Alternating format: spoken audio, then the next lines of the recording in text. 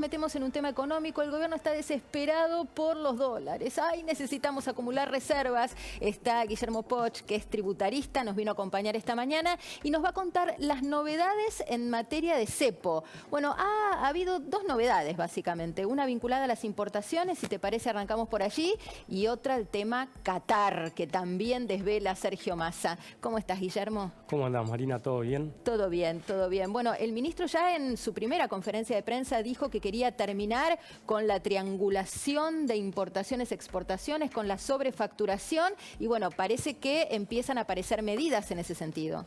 Así es, sí. Como vos bien decías, hay dos situaciones que se están analizando. Una es para evitar la pérdida de reservas, Qatar, y por otro lado, también lo que principalmente la Dirección General de Aduanas está trabajando en lo que fueron las medidas cautelares en pos de que de alguna manera no se liberen divisas. Y en ese sentido se está creando un nuevo sistema de control de las SIMIs, ¿sí? O sea, hoy la aduana estaría tomando más intervención en lo que sería la liberación de las mercaderías para la importación de productos, principalmente. Bien. ¿Y eso es algo normal, Guillermo? Digo, sabemos que estamos en un país bastante anormal en muchos sentidos, pero ¿es normal que una aduana esté tan atenta a las cuestiones de importación y exportación en un país que funcione con reglas claras? Mirá, Gabriel, está muy buena tu pregunta. Y a eso nos tenemos que retrotraer al problema que sería por qué sucede eso. Claramente es por el desdoblamiento cambiario. Claro. Si vos no tuvieses un desdoblamiento cambiario, todo eso no sería necesario estarlo analizando. Esa situación de tener un dólar que tiene un dólar libre, cierto valor, y el dólar oficial otro valor, llevó tal vez a algunas maniobras, como se pudo saber periodísticamente, se pusieron de manifiesto, la aduana los puso ahí sobre la mesa y dijo, bueno, acá hubo determinadas situaciones, llevémoslo a justicia. Y como vos bien indicás, en una situación donde no hubiese $2, este problema no debería existir. Claro, porque al haber un dólar tan favorable para importar, digamos, bueno, eso se presta justamente a estas maniobras de sobrefacturación. Totalmente, o sea, cuando uno habla en este sentido, a veces hoy se está hablando mucho también, Marina, de lo que es a veces las triangulaciones. Sí, eso ¿lo podés explicar? ¿A qué refiere el ministro cuando dice hay que terminar con un circuito de triangulaciones que es falaz, digamos, que es espurio? Bueno, ahí hay una situación, o sea, una intermediación por sí en el negocio internacional no tiene que ser calificada como algo nocivo. Lo que es nocivo es si hay una sobrefacturación cuando vos estás importando o una subfacturación cuando estás exportando.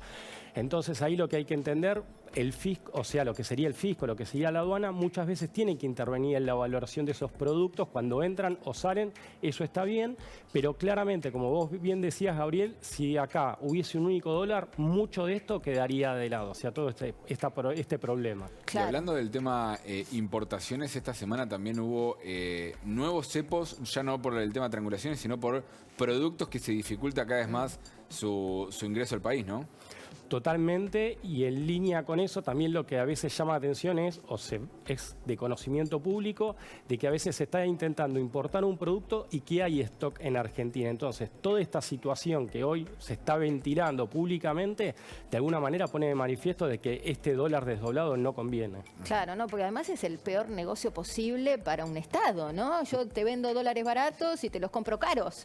Es un sinsentido económico. Tal cual, Marina, o sea, es los problemas a veces de querer reglamentar demasiado la economía. La economía, cuanto más de alguna manera libre la dejás, se acomoda. Siempre el Estado tiene que estar interviniendo para cortar los plazos de lo que le lleva al mercado, en definitiva, corregir algunas situaciones. Pero rápidamente después el Estado tiene que intervenir y después volver a foja cero.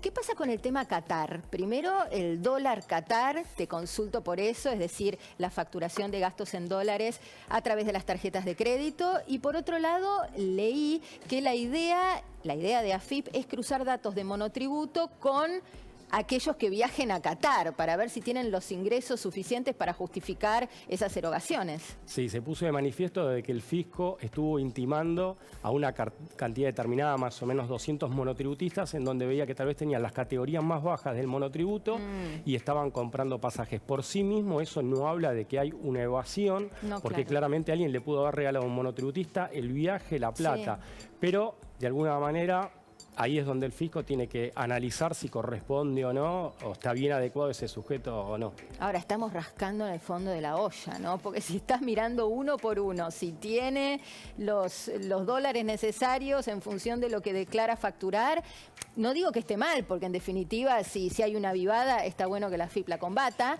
pero estamos rascando en el fondo de la olla. Sí, Marina, o sea, si nosotros como país tenemos que estar analizando la situación de 200 monotributistas para ver qué pasa con los dólares, parecería en un universo de 5 millones de monotributistas, parecería que tenemos que buscar, como vos decís, en el último lugar. O sea, me parece que tendría, o sea, que el Estado estará apuntando a otro tipo tal vez de posibles evasivos. Y Guillermo, ¿qué sabés y qué nos podés explicar de cómo va a funcionar este dólar Qatar? Que en realidad entiendo que se le dice dólar Qatar por el tema del Mundial, pero va a ser para cualquier dólar que gaste un argentino en el exterior.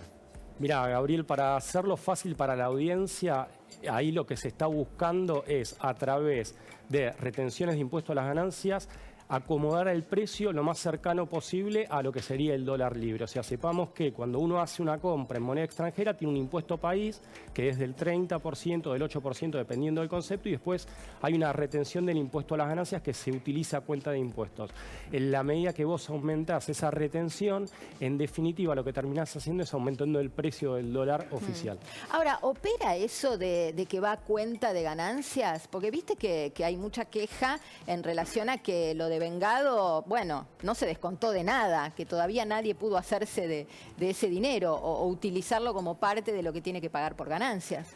Está buena pregunta, Marina. O sea, técnicamente está la posibilidad de computarlo, se dificulta cuando el sujeto lo pide en devolución, claramente, pero tenés posibilidades de utilizarlo, te las es más fáciles, de manera más fácil para aquellos que son sujetos de impuesto a las ganancias o de bienes personales, pero el que no, después se le puede complicar un poco más. No te la devuelven, decís. No te la devuelven. Muchas gracias, Guillermo. Ha sido clarísimo, son temas muy complejos y los explicas con gran claridad. Gracias por eso.